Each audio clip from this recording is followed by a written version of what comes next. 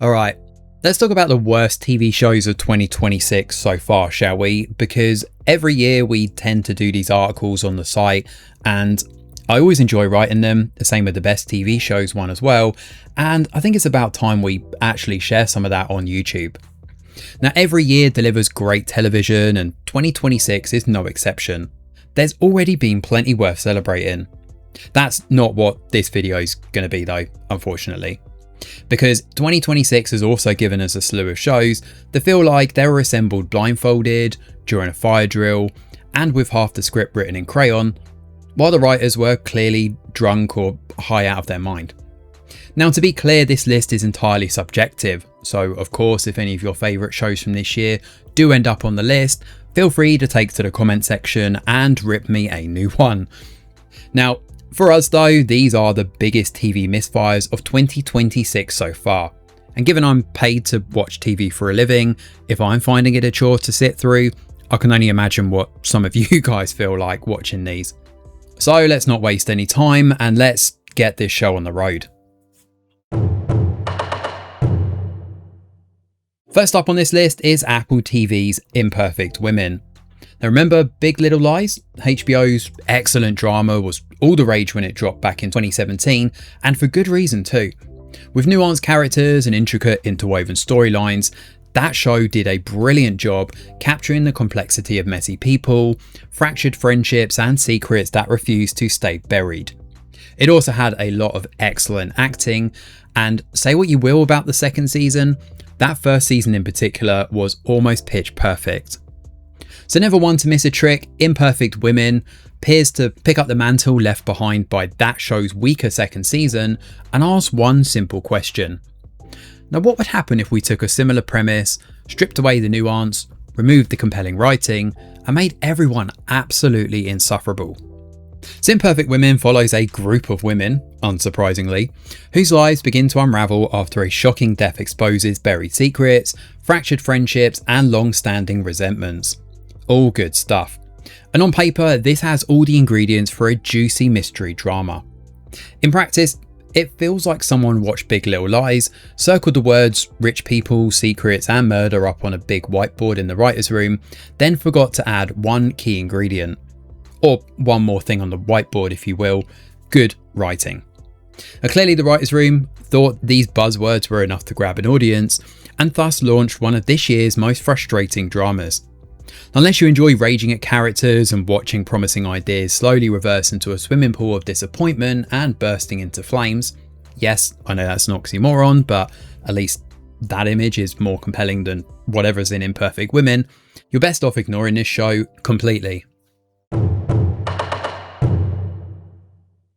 Now, for anyone who's followed these lists across the site on the years, you'll probably, or probably not, recognise a trend that a Sky original tends to be on these lists almost every single year without fail. And for 2026, that accolade falls to Prisoner. Now, hats off to the show though, because for 2 or 3 episodes at least, it genuinely looked like it might escape that. On paper, the premise is actually pretty solid, and the trailer did a good job of capturing the action and thrills that take place in the show. The story sees a prison officer and a prisoner handcuffed together in a neat little twist on the old hero/villain forced to work together setup. The early seeds of their rivalry and reluctant friendship are planted well enough too, and the show does at least attempt to give them some meaningful friction. Then the show seemed to remember that this list over on the Review Geek existed and decided to make a late bid for inclusion. Because from episode 3 onwards, Prisoner devolves into this messy, conspiratorial, contradictory slog, wrapping everything up with a sloppy and underwhelming finale, boasting more holes than Swiss cheese. Yes, it almost escaped the list, but alas, Prisoner makes it on after all. And fair play to it. Next up on this list is Tell Me Lies Season 3. And after 3 seasons of toxic relationships, bad decisions and characters treating emotional self-sabotage like an Olympic sport, Tell Me Lies had one job: land the plane and get the hell out of here. Unfortunately, the finale appears to have mistaken the runway for a trampoline. There was so much potential here too, especially with Alex's childhood abuse, his connection to Bree, Mary's wasted arc, and the lingering fallout from Oliver's manipulation. Instead, the final episode just rushes through its loose ends, like someone suddenly remembered the show was ending and had to clear the whiteboard before lunch. So just when the show should be leaning into thriller territory, it plays Britney Spears' Toxic over compelling drama, accidentally turning the whole thing into some sort of weird comedy. Subtle, this is not. In the end, Tell Me Lies doesn't so much conclude as it basically panic packs its suitcase, trips over several unresolved arcs, and flees the building. And what should have been a messy, cathartic finale instead became one final reminder that toxicity may be entertaining, but rushed writing is far harder to forgive. Another unsurprising entry on this list, at least for me anyway, is Cross Season 2. Now, it's worth noting here that I was one of the few people that actually gave Cross Season 1 a pretty underwhelming review, leaning into it for its cliche by the book story, serving up predictable twists and very little we hadn't seen before. That review is actually on YouTube and also on the site, and in both places we ended up getting quite a bit of pushback on that, which is always good, and I'm glad that this show found a good audience. And the first season, it pulled in a decent crowd, and plenty of viewers were excited to see where Season 2 would go next. As for me, I'm always willing to give it the benefit of the doubt if writing improves, but Cross took that hope, stuffed it in a suitcase, threw it into a river, and then opened 3 more subplots about the suitcase's tragic backstory for some reason. Because riding high on the success of Season 1, Season 2 attempts to crowbar multiple books worth of material into one season. It seemingly seems to have been convinced that bigger automatically means better. Cross though completely forgets that, in its bid to go darker and more tangled than ever before. This time the story sees Alex Cross hunt down Rebecca, a ruthless vigilante systematically executing corrupt billionaires connected to a global human trafficking ring. Meanwhile, Kayla Craig is assigned to protect one of the targets on Rebecca's list, forcing Cross to question whether he's really on the right side. Oh, and John Sampson's here too, spending most of the season wrestling with mummy issues because apparently this plot lasagna needed another layer. Go figure. And this season also sees Cross adopting a migrant child for some reason, only for that thread to be awkwardly shoved aside once the show remembered it had about 17 other plates it's spinning as well. Unfortunately, most of those aforementioned plates come crashing down by the end, just in time for the finale. To confirm, the Season 2 ended with a messy, overstuffed and frustratingly unfocused conclusion. Now, at least this time I guess, plenty of people seem to agree that this was not a good season of TV.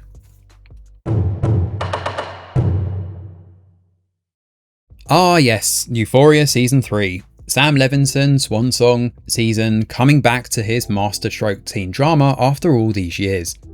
Well, after watching the whole show, he probably shouldn't have bothered. Because what do you get when you cross choke slamming a blonde through a glass table, playing polo with a woman's head, and Nazi tattoos?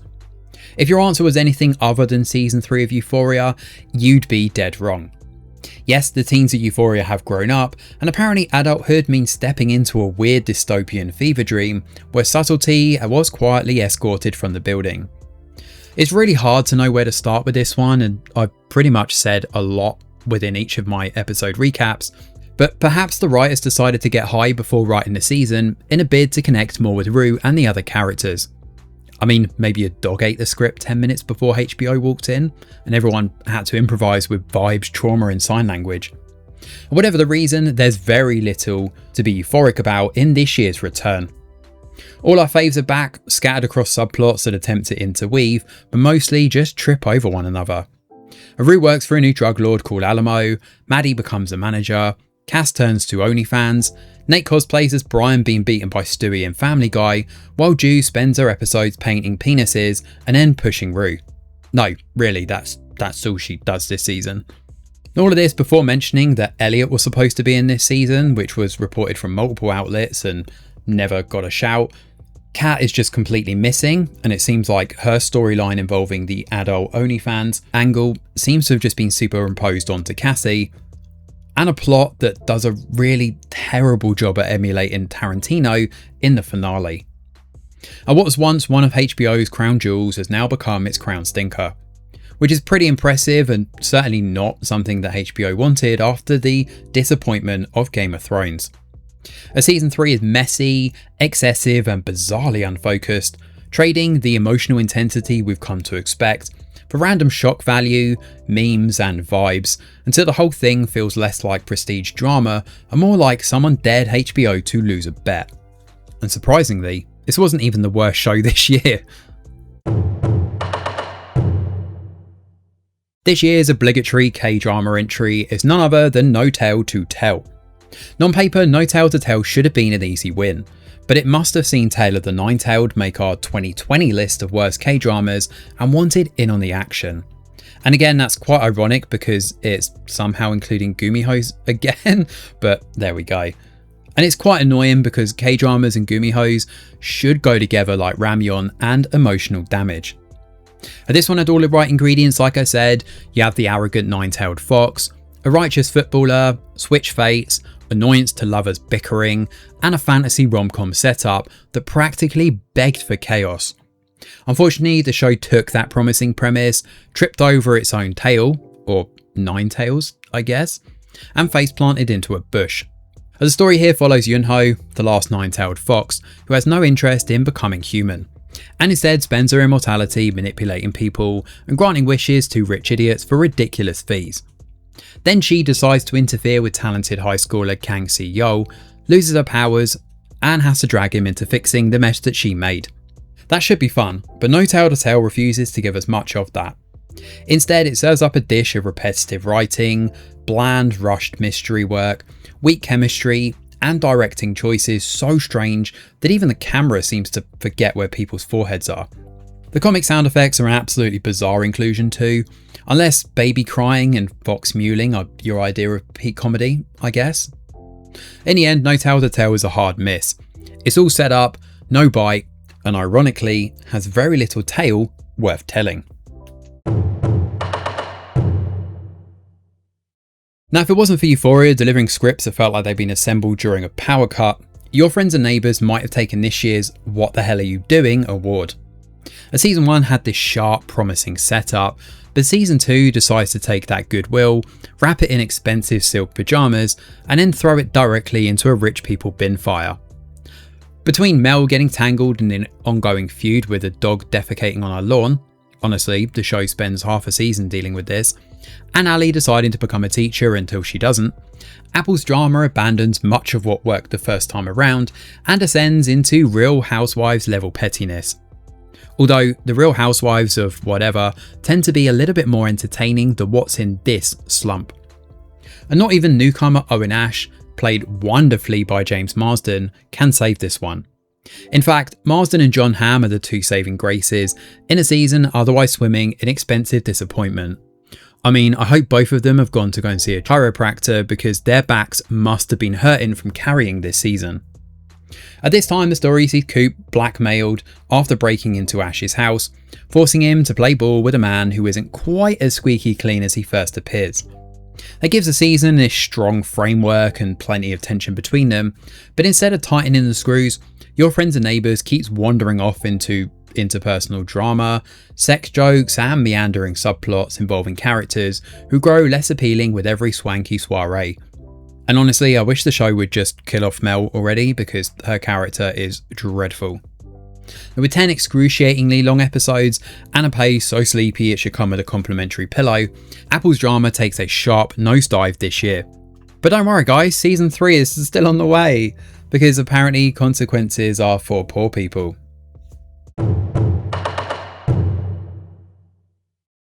Ah yes, Star Trek. The pinnacle of intellectual sci-fi, full of utopian visions, moral dilemmas and humanity ascending to the stars, in search of something far greater than itself. I think I swallowed my combat. Oh, how the mighty have fallen. And not content with Doctor Who taking last year's crown as one of the worst sci-fi misfires of all time, Star Trek made a spirited push this year to get itself onto the list, and fair play to it because given the competition, that has taken some doing. A Starfleet Academy blends teen drama, interpersonal squabbling and Federation level stakes into one bafflingly poor package, centering on a group of young cadets training to become Starfleet officers while a mysterious threat bubbles away in the background. On paper that could have worked with a competent writer, but this is Alex Kurtzman we're talking about. This one seems far more interested in petty drama, clunky dialogue, and characters who feel like they wandered in from a CW pilot wearing borrowed uniforms. Between a dumb AI, seriously, why would anyone program it like that? And dialogue so unintentionally hilarious, it occasionally threatens to achieve warp speed parody, Starfleet Academy almost becomes one of 2026's best comedies. Unfortunately, it wasn't aiming for that, it was going for prestige sci-fi. In the end, Starfleet Academy examines everything people loved about Star Trek, stared thoughtfully at it for a moment with a bit of drool coming out the side of its mouth, and then launched it straight out of the airlock. Taking the prize for 2026's Be Careful What You Wish For award after Doctor Who clung to it for several years, Get Off of Nowhere returns for its third season with 6 episodes of baffling drama, a new Nano, and a familiar laugh that sounds a bit like someone doing an impression of Nano at the office Christmas party, after drinking 16 beers and 3 bottles of vodka. The basic formula is still here though. Nano shows up, finds terrible people doing terrible things, and nudges them toward punishment with that familiar supernatural menace. All good stuff. Unfortunately, the moral quandaries this time around are tangled, disjointed, and oddly flat, with some episodes so detached from the usual formula that you could just remove Nano entirely and barely change the outcome.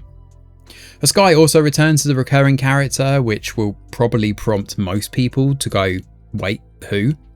Even myself, given that I spend my life watching TV, I actually had to go back to the early seasons and wonder just who the heck this character was. This bit player from season 2 pops back up into a story with the confidence of a major returning icon, despite the show doing very little to justify the fanfare or even his inclusion. Between the messy writing, grating music with this annoying musical sting that pops up every time Nano's on screen, and weak character work, Season 3 feels like the fast food version of the Michelin star meal we had before. Sure, it looks vaguely familiar, technically fills the gap and fills you up, but by the end you're left with nothing but regret and a faint craving for the original. Oh, and one big stomachache too.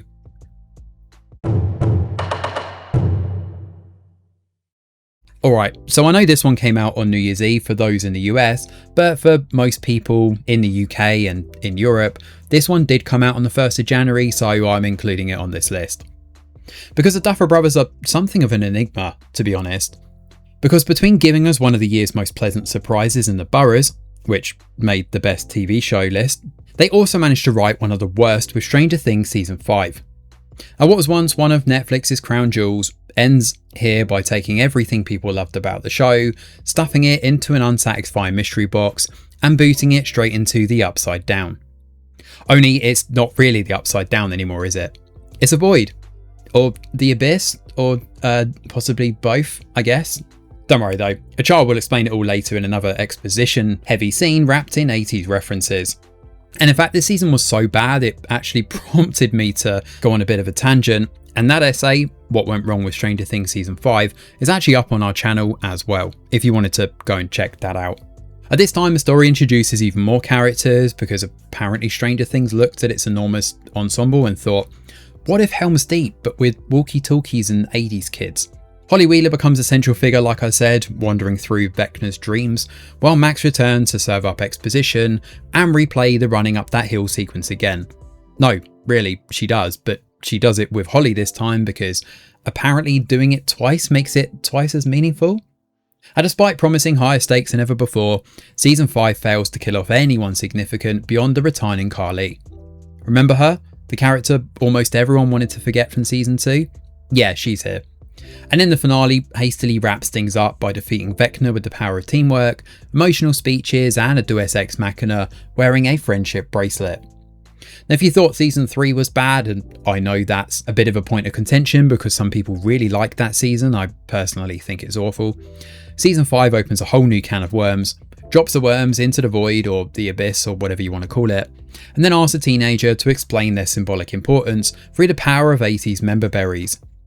In fact, the ending was so baffling that it launched a viral conspiracy theory called Conformity Gate, where fans convinced themselves that the Duffer Brothers had intentionally made one of the worst season finales on purpose, so they could then retcon it and release another season finale that erased all of that and delivered a competent ending.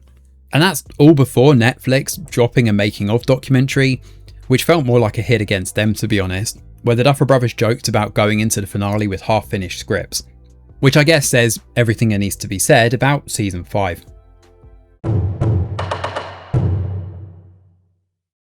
Okay, so maybe it's cheating to put a second Stranger Things season on this list, but I'm going to anyway because Tales from 85 was pretty dreadful. After the disastrous ending to Stranger Things, any spin-off was always going to have a rough time following it up. Have we seen from other IPs that sometimes that will can be changed? Things like House of the Dragon and Night of the Seven Kingdoms have done a pretty good job of turning the discourse away from the toxicity of Game of Thrones into something a little bit more positive, but Tales from 85 is not that show. Dropping directly into the fallout of season 5 is certainly a choice though, and Tales from 85 arrived on Netflix confidently walking back into a burning building with a jerry can. Set between seasons 2 and 3, its 10-episode animated spin-off follows a Hawkins gang after the gate to the Upside Down has supposedly closed. Unfortunately, because nobody in this town has ever heard of basic workplace safety, scientists are still here secretly experimenting on vines, creating strange plant-like hybrids that inevitably start causing chaos. Then there's Nikki, the new girl in town, who quickly becomes strong, resourceful, intelligent, instantly adored, and suspiciously better at everything than anyone else. Across the season, she repeatedly saves the group, including Eleven, who, lest we forget, has actual superpowers. When you want to get into the conversation of Mary Sue's, Nikki 100% fits that moniker. The existing characters don't fare much better around this Mary Sue either. I mean, Eleven swings wildly between confident teen and awkward outsider, Max gets sidelined completely, Lucas has very little to do, and Nancy, Steve and Jonathan may as well have wandered in to collect their appearance fees. By the end, Tales from 85 feels less like a meaningful expansion of the Stranger Things universe, and more like Netflix trying to graft the Camp Cretaceous formula onto Hawkins without asking whether it actually fits or what made that show so appealing to begin with. It rummages through the Upside Down for loose change, adds little of value, and somehow makes an already battered franchise feel even more exhausted. So maybe it's time we just leave this one alone, guys?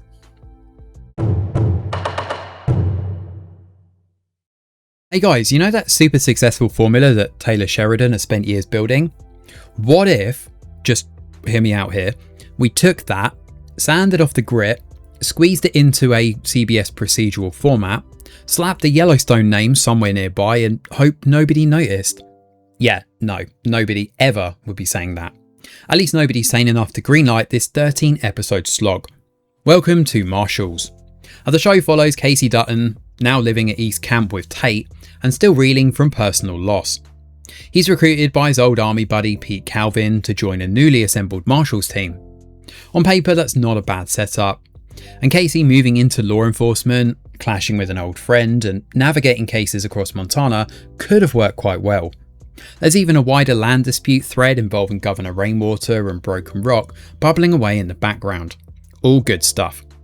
Unfortunately, Marshals wears the cowboy hat of the Yellowstone franchise, but forgets to bring the horse. Instead, it brings a shopping trolley to ride in on.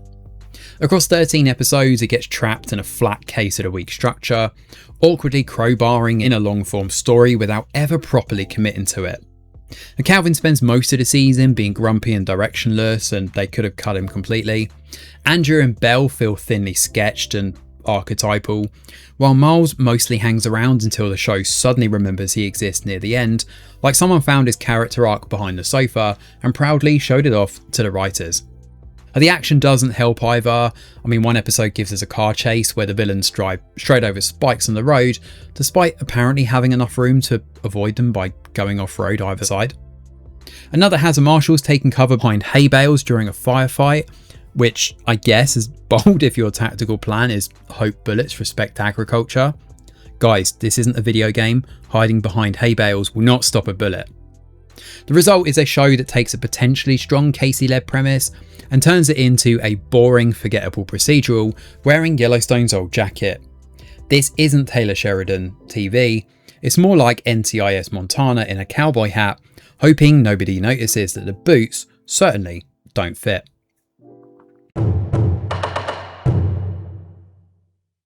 Ah yes, The Boys. For a while, The Boys was one of the sharpest shows on TV. It was brutal, funny, politically vicious, and gleefully disgusting.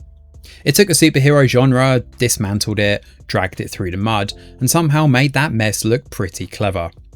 Unfortunately, by season 5, that same joke has been stretched so thin, you could see the writer's room waving from the other side. And the final season certainly starts with plenty of promise. You have Annie and the Starlighters labelled terrorists, Butcher working on a virus capable of killing soups, and Homelander hunting for the original Compound V. On paper, that should be more than enough for a high-stakes sprint to the finish line. Instead, The Boys wanders off into mini-heists, side missions, bonding exercises and character detours, seemingly forgetting it has 8 episodes to wrap everything up, not a gap year. And the biggest casualty is Kimiko, whose long-awaited ability to speak is turned into an exhausting string of memes, slang and porn references, because that's edgy, I guess. Sage doesn't fare much better either. I guess being the smartest person in the world is a tricky superpower for anyone to write, but Eric Kripke even mentioned in an interview outside of this that he couldn't do it. But when the plot around her keeps making nonsense decisions, she eventually becomes less of a character and more like a walking twist dispenser. Then comes the finale. I won't go too much into it here, guys, but good grief. It's a truly woeful send-off that somehow manages to feel rushed, despite the season spending so much time dawdling. And the dialogue lands with all the subtlety of a fridge falling down the stairs, with several lines already spawning memes online for sounding like rejected first draft placeholders. Eric Kripke though was absolutely loving it, so I guess there is that. In the end, The Boys doesn't go out with a bang so much as a wet squelch. It drags out the joke, fumbles a landing, and leaves us wondering whether season 3 might have been the real finish line all along. This is another one to avoid. So there we have it. There are picks for the worst TV shows of 2026 so far. And of course, so far is doing a lot of heavy lifting here because we've still got another half of the year to come, and I'm sure there's going to be more TV disasters to add to this list. And from squandered premises and baffling finales to spin-offs nobody really asked for, and final seasons that somehow tripped over the finish line, this year has already given us plenty of television we'd rather just quietly bury in the garden and pretend never happened. Of course, as I said at the start, this list is completely subjective. Maybe one of these was your favourite show of the year. Maybe Star Trek Academy is the absolute creme de la creme of sci-fi and I'm just completely off the mark. Maybe you really enjoyed Imperfect Women. Maybe Cross Season 2 was better than the first season. Or maybe we missed an even bigger stinker lurking in the streaming swamp that deserves a place in this list. Either way, we always love hearing from you, so please do let us know in the comments below which of these you've watched, which of these made you give up the will to live, or where we've been a little bit too harsh. As always, thank you so much for watching this video, and if you enjoyed this format, if you want us to do more videos like this and lean into different types of lists and genres and things like that, please do let us know in the comments below. I thank you guys for watching so far. I'm Greg Wheeler, and from all of us over here at The Review Geek, we'll see you on the next video.